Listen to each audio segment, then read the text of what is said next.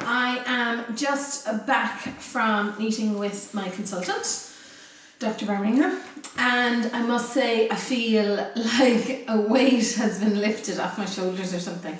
I really felt so insecure. I think that's maybe the word, insecure, after the class yesterday. And so anyway, I had like loads of questions from him, and I actually haven't had that many questions any of the other appointments, so I pulled out my laptop.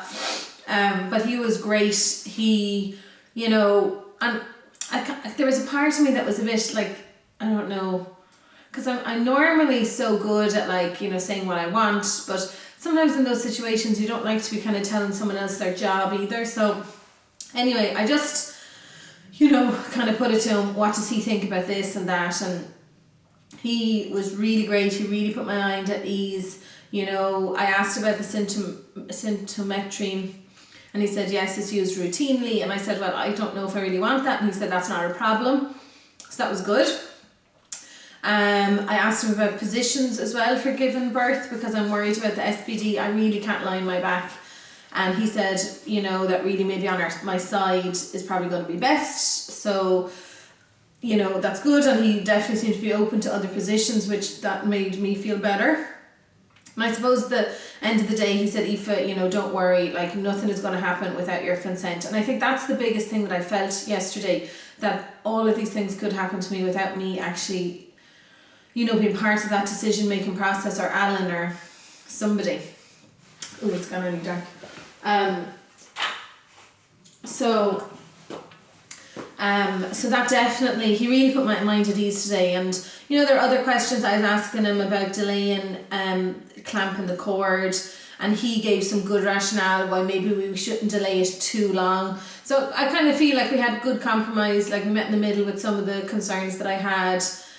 We talked about being induced, and I said how, you know, again, it wasn't something I really wanted. And again, we met in the middle, maybe, you know, saying that there's a time and a place for it if we want to progress the labour. But he said, you know, that actually, I think these are numbers that I think he said something around only 20% of first time mothers need inducing, using oxytocin, say, to actually start labour at all, so that most women will go naturally into labour. So, you know, and obviously, you know, he is the expert, so, you know, I really kind of take on board his advice. So I just feel so much better. I feel so much better, which is good.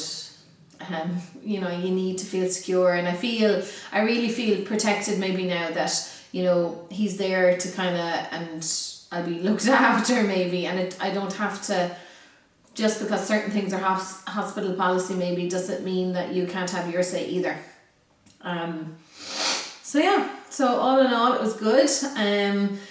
He said the head's not engaged yet, but it seems to be moving down, so that's good. Blood pressure is good. So all in all, it was a good appointment. So yeah, and it's like 2:00 in the day, and actually I don't know where the day's gone. It's amazing how busy you can be when you're not working.